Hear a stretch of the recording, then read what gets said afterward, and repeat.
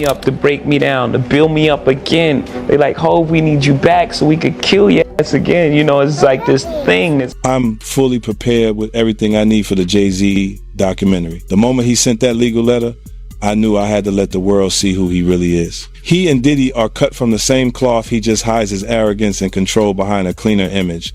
Our feud has lasted 20 years, and I know better than anyone what he's done in the shadows. I even suspect that so-called funeral bouquet wasn't Diddy's idea at all, but Jay-Z acting on his behalf. Back when Nicki Minaj posted that video of him wearing a pink wig, all I did was repost it, and he got so nervous he had his lawyers threaten me. In 2015, Nicki worked her ass off helping him build his platform, and he allegedly pocketed her $7.9 million in royalties.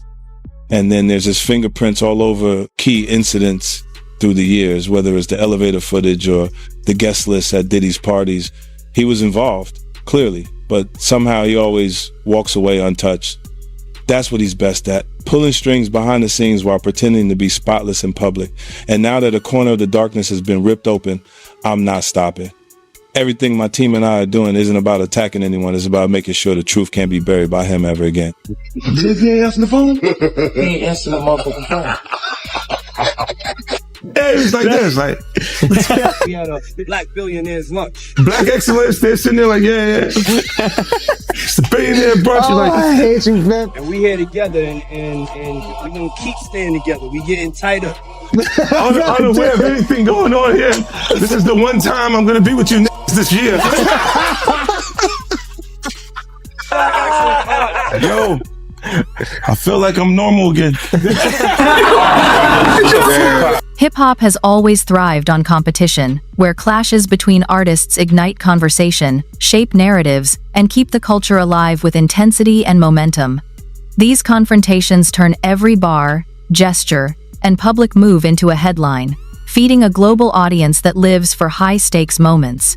Now, that spotlight is locked onto two titans, Jay-Z and 50 Cent, as old friction resurfaces with renewed force. What once simmered as low-key tension and coded remarks has escalated into a charged situation, drawing the full attention of the hip-hop world as fans and insiders wait to see how this heavyweight collision between legends will ultimately play out. And that she knew someone that went through Jimmy Hinchman proffer agreement for a drug case. And the proffer agreement revealed that Jimmy Hinchman, he could have walked away if he would have given up Diddy.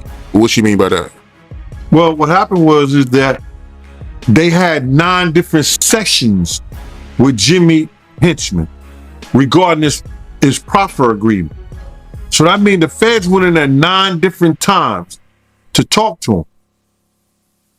And in those sessions, they asked him, what do you know about Sean Puffy Combs or Sean Diddy Combs? I don't think it was Puffy at that time. It wasn't Diddy at the time. But what do you know about Sean John Puffy Combs having sex with underage boys? And you got to realize, and people never think about this, that Jimmy and his brother,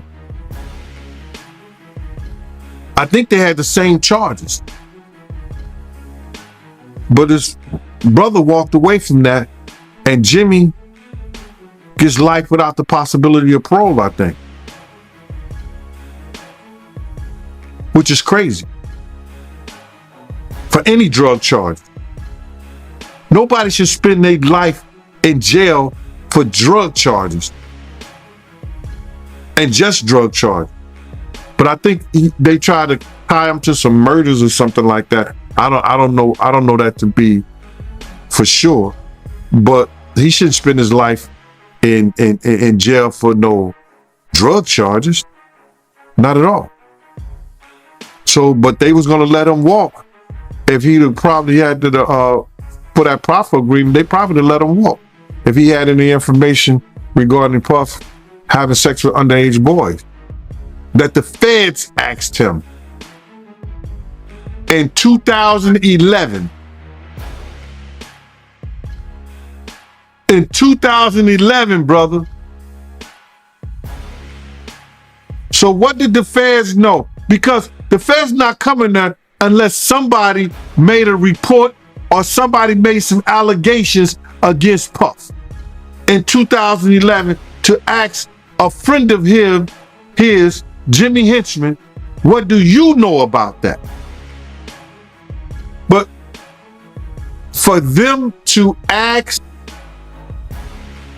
him about that, it had to be more than a rumor. Somebody made a complaint somewhere. And the feds got hold to that complaint. Now they're going to investigate that complaint when they get people under the barrel, like they had Jimmy Henchman.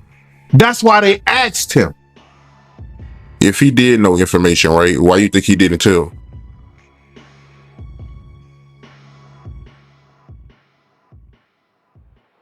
Then they would ask, how do you know? And then it comes into play, whereas that if you know of anybody that's in danger in the welfare of a child, and you see that, and you don't report it, you're just as guilty as the person who does it. Some may dismiss 50 Cent's comments as routine provocation, but beneath the surface lies a long-standing tension that goes far beyond casual humor, rooted in a rivalry that has never fully cooled.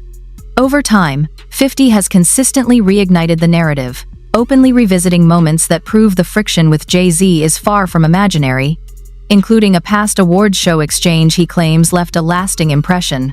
Even with Jay-Z's unmatched influence, vast success, and elite standing in the industry, 50's calculated shots continue to land, fueling intense discussion across the hip-hop world. As the debate grows louder, many are left questioning whether these moves stem from unresolved rivalry, sharp competitive instincts, or 50 Cent's undeniable talent for commanding attention and keeping himself firmly at the center of the conversation. I just want to say, I know a lot of people want to hear these stories and everything like that, because this is stuff that happened back in the day. And then maybe that if they knew there was going to ever be a YouTube, or they knew there was going to ever be social media, a lot of the stuff probably wouldn't have got played out like it did. But things happen, and these are just stories from the past. I would like to use that as, what you call that, just to clear the facts up what's going on. But it all started, we was in Atlanta. And this story starts when I'm with Puff, and he's in exotic bookstores, and he's doing shopping, right? He's shopping, getting his stuff and everything like that. So, you know, this is the first time I was ever in an exotic bookstore with Puff. So, you know, I'm giving him his space. He's taking things off the shelves and stuff like that, because they gave him a brown paper bag. When they gave him a brown paper bag, he was just putting stuff in there. So I said, damn, you know, he got to go put it on the counter and, you know, show everybody what he's getting. So as he going, I'm just looking at the places where he picking stuff from. So there's one part he picked up some things from up here on my left side. And then he picked like quite a few of them down. I'm like, okay. He put them in the bag. So when I went by there and I looked up there, and it said butt plugs. And I was like, hey, yo, I was messing with him. Because people don't understand, you know, we was like friends. He was a part of the same gang. So I'm still going to tease him. I'm still going to mess with him and everything like that. I could do that. It wasn't just no security thing. So I say, yo, what are you getting this for? And it said butt plugs. And he was like, yo, can I do my shopping by myself? I said, yeah, you could do it by yourself, brother. And he started walking and everything like that. So when he got to, I just waited at the counter. So when he got to the counter, he didn't even have to show the guy nothing. He just gave the guy a wad of money. I mean, like he gave the guy a stack something like this. And Puff wasn't the dude that carried no 20s and no 50s and nothing like that. And I mean, like he just said, boom. And we walked out the store. So we had to leave Atlanta and go to North Carolina for a show. You understand? And it was him, this rapper, Sarah, and this other girl. One of the most scrutinized chapters in Jay-Z's legacy is the highly publicized split with Dame Dash, a former partner and close ally whose departure signaled the collapse of Roc-A-Fella's original foundation and sent ripples across the music world. That breakup didn't just close a business chapter, it ignited lasting questions about loyalty, trust, and the price of climbing to the top. While Jay-Z's journey to global dominance stands as a masterclass in success, the choices made along that path have often been viewed as calculated and uncompromising, reinforcing debates about ambition versus allegiance. To some, it reflects the mindset of a visionary executive navigating an unforgiving industry. To others, it exposes the harsh reality of fame, where personal ties can become expendable in the relentless pursuit of power and progress. G5 jet, and we flew to G4 jet, and we flew to North Carolina. So later on that, I think that afternoon, same day, this rapper and him, they all in the room together. You know, it's Sarah, the girl, Puff, and this dude, this rapper.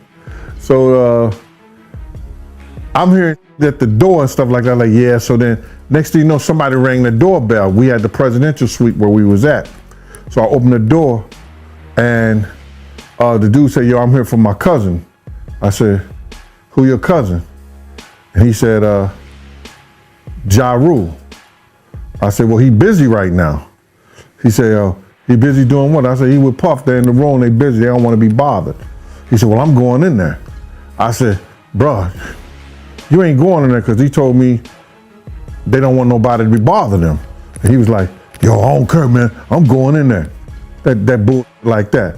I said, yo, bruh, Jesus Christ had to come down here and take the air out of my body before you get in that room right there. Watch. He tried to bum rush me. I grabbed his and threw him against the piano. When I threw him into the piano, Puff and Ja Rule runs out the room. Puff got his towel, Ja grabbing his towel, but they butt the naked. And so then Ja was like, yo, what's going on? Yo, Gene, that's my cousin. He know me well, you know, and Puff was like, yo, Gene, what happened? I said, he tried to get in the room. I told him he couldn't get in the room. And he was like, he just looked, Puff looked at Ja. He said, yo, Ja said, you ain't want to go in that room because there's a lot of freaking going on. So I was like, oh, he said it was a lot of freaking going on. So that was basically that story, man. You know what I'm saying? They went back in the room. Dude felt a certain kind of way, and he left out. So I seen them at the concert the next day, and they tried to, you know, form up against me. But my man Frank was like, I told my man Frank, I was like, yo, Frank, put yourself in that position. Somebody trying to get in the room, and Ja told you don't let nobody get in the room. What would you do? Now, y'all can do whatever y'all want to do, man, but you know I ain't taking no losses. He said, yo, you good, and that was it. Bruh, when Ja said, you don't want to come up in there, a lot of freaky stuff is going on. You got to use your mind. What they was doing with those butt plugs. Right. Beyond his friction with 50 Cent, Jay-Z has also drawn heavy scrutiny for aligning himself with highly polarizing figures, collaborations that many argue cast a shadow over an otherwise monumental legacy. While his brilliance, influence, and dominance are rarely disputed, critics continue to question whether his strategic partnerships reflect ambition at any cost, accusing him of placing reach and revenue ahead of principle. These moments have reignited a larger debate within the culture about where business savvy ends and ethical responsibility begins, whether Jay's decisions represent calculated coldness or the unavoidable toll of staying at the summit. Still, his supporters remain unwavering, framing his career as the product of fearless vision, elite strategy, and a rare ability to maneuver through an unforgiving industry where longevity is earned through precision, not chance. Yeah, that's crazy. Never work with him, though. What did Tupac do? He did gang-related Poetic Justice. He did Juice. And he did a couple other things. He did a basketball. Did something with Jim Belushi. Remember he did the one thing? What did he do? Can you Above the Rim, Poetic Justice with Janet Jackson, which I thought it was great. Yeah, Bullet, I think is. Oh yeah, gang related album soundtrack was actually good. I don't know if you've listened to the gang related soundtrack. It was Not in a minute. Yeah, it was a really good soundtrack. Yeah. Cuba, with all this stuff that's coming up with Diddy and you're on one end, 50 Cent is calling out Diddy and here's what he's doing and all this stuff, and they got the back and forth. Yeah. I got Suge on here. Look at this example. Look what happened. Yeah. And I got Suge on. Yeah, exactly. No question about it. What do you think is going on with all the stuff with Diddy, with Little Rod, with, all the stories that everybody's hearing about? You mean in terms of what? I mean, raiding his house being raided. I mean, that's crazy. That's the craziest thing I'd ever. And then, hey, how about me? I wake up in the morning, I turn on Today Show, and Hector Cuba Gooding Jr. I was like, hey, excuse me, pull me into this. I think whatever he's dealing with, he's on his journey, man. I think that God has got him on a path where I can't imagine that he's stupid enough to do whatever he's doing and keep it on his premises. I think that the raid and all of that stuff, only time will tell. Who was involved, who had been a frequent guest in these places and areas. It's funny because my lawyers said, every outlet in the world wants to talk to you. And again, I'm not defining myself from some headline in the press. So I stayed quiet. And it's so funny. So I'll tell you a little story about who my girlfriend is. She gave Robert De Niro 3 grandkids. Her name is Claudine De Niro. She married his son, Raphael. They separated, and we've been together for a while. But she, at one point, ran Naomi Campbell's publicity. She, at one point, ran P. Diddy's publicity, right when he started doing the white party thing. Mm-hmm. He had just gotten freed from indictment, found not guilty. Did he? And he said to her, I'm going to die running with these niggas, man. I need you to help me with the white folks and the switch. And so she helped cultivate his new image. So they had a friendship for years. But I had never met him till probably 2019-20. Just casually, Claudine and I, he invited us to his house. The pandemic was starting to. As the standoff between Jay-Z and 50 Cent quietly intensifies, the hip-hop world remains locked in anticipation, questioning how far this clash between giants might go. With time, the pressure only builds, driven by a volatile blend of personal history and competitive fire, creating an atmosphere charged with uncertainty and leaving little indication that this rivalry is anywhere near reaching its end. Says that I had my shoulder on him and all this stuff, making it look sordid. Well, that picture, everyone in the room, there's probably 300 of us on the deck of P. Diddy's, I'm going to show you, on P. Diddy's boat, New Year's Eve. I went from one ship, Happy New Year. So I hung out with Tyson, and next ship, there's Drake. This ship had P. Diddy. He had his guy, his videographer. They're listening to music. And he says, hey, Cube, listen, you want to hear P. Diddy's new song? I said, yeah, sure. Sit down next to him. They didn't use this angle, which to me makes me laugh, because I go, oh, I get it. You made it look the way you wanted it to look. But that, and if you hold it, you know how you hold it and it does the thing where, can you hear all the people? If you tap it or something, it's a live picture. Do you see what I mean? It's like, here we are, just listening to music. Finished, took the thing off, said whatever I said to him, left. That was it. But this guy who's suing him is going after the money, man. I'm sure. And by the way, I don't know P. Diddy's life. I don't know what he's going through. I don't know what the police are going to find on all of that. Were you guys close? Were you guys friends, or? We were acquaintances, just like I just showed you. Yeah. 2-3 times I've seen him. So it's. Oh, so Diddy, you've only seen him 2 or 3 times. That's what I'm saying. That's what I'm saying. So why would they include you all of a sudden in some way? I think because of the darkness of the other grab of the cases that I already had went through. Right.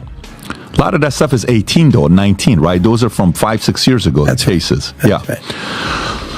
And that was that at the peak of the Me Too movement, or was that pre-Me Too movement? That's right. Is Me that's Too right movement, when it kicked off. Yeah. Right. That was crazy. Yeah. So it's going to be interesting to see what happens with Diddy. Oh, 100%. Yeah, 100%. but I did not know that you guys only hung out 2 or 3 times. That's it, man. And 50 was with you for your 56th birthday. I think you guys were hanging out together But now, in Miami. Yeah, because we were in St. Bart's on that boat, but then in Miami, which is where I run around now, of course, I ran into 50, and he was promoting his champagne. I've seen Drake 100 times around town. He loves Miami. Yeah. Yeah. 50. I'm big with the rappers, man. How do you feel about 50? How's 50 like? It's so funny. I got a call from 50 who reached out to me and said, "We got to uplift our black entertainers and let's work together." And I said, "Great." So we'll see.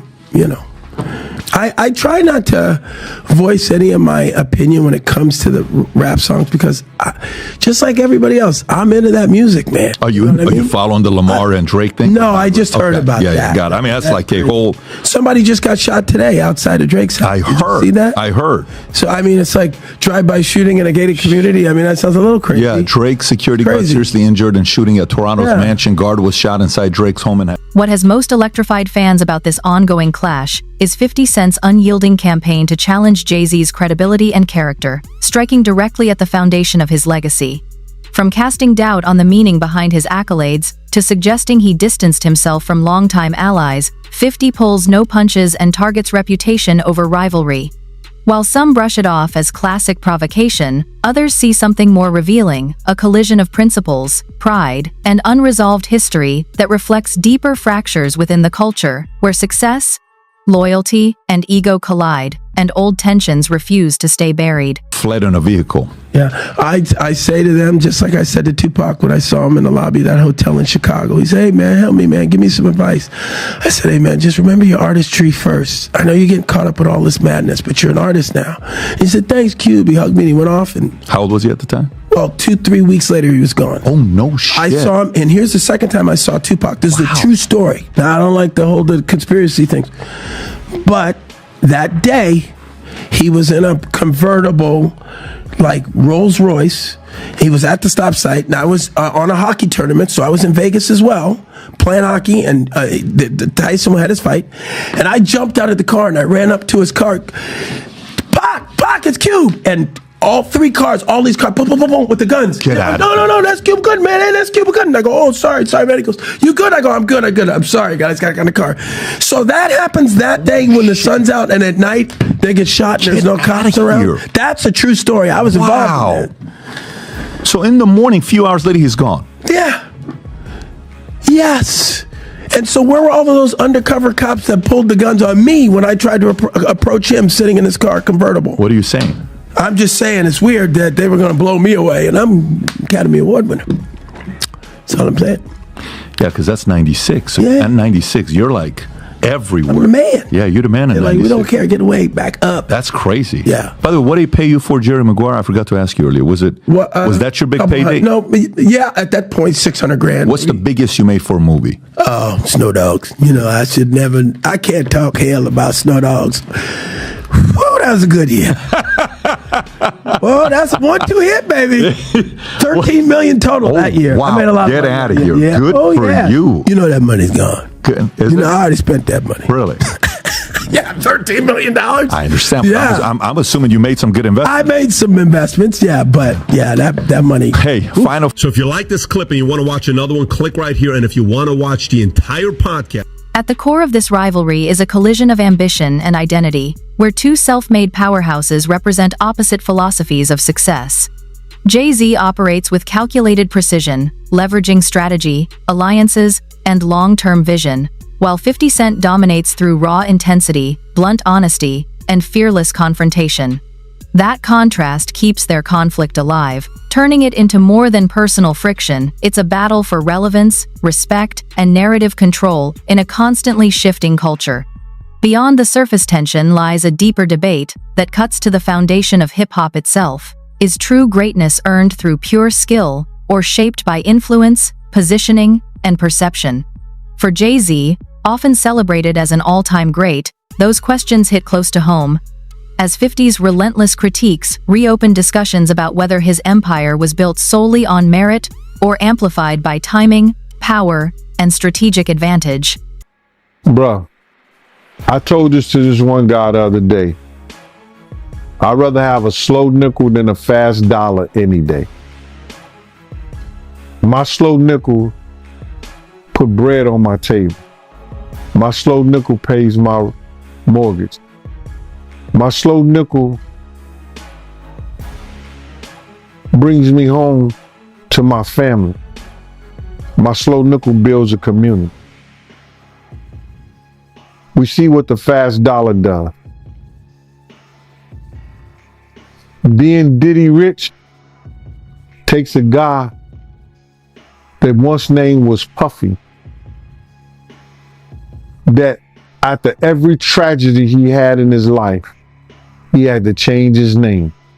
Puffy, Puff Daddy, Diddy, Brother Love, Love. Puffy, from the DC tragedy, went to when those kids was trampled over. I think 1 or 2 kids died at a function in DC that he gave. Puffy. City College. Puff Daddy. Biggie. Becomes named to Diddy. And now the allegations with Cassie and everything, he went from brother love to love.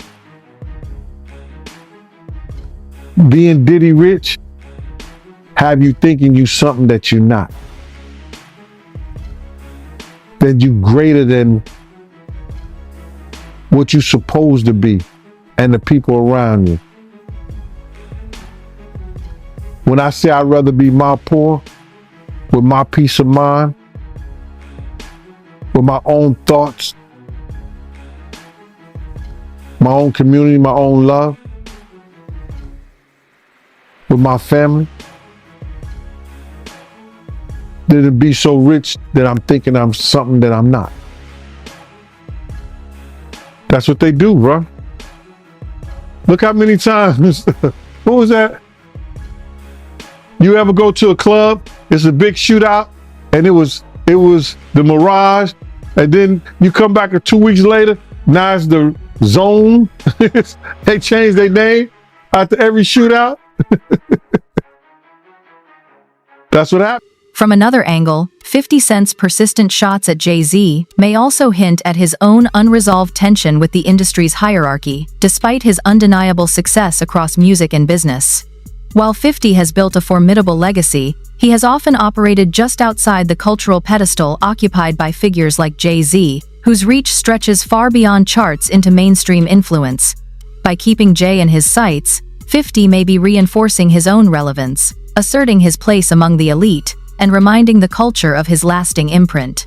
Whatever the true driving force may be, one reality is clear: the clash between these two giants has captivated global audiences, evolving into one of the most compelling and enduring storylines in modern hip-hop.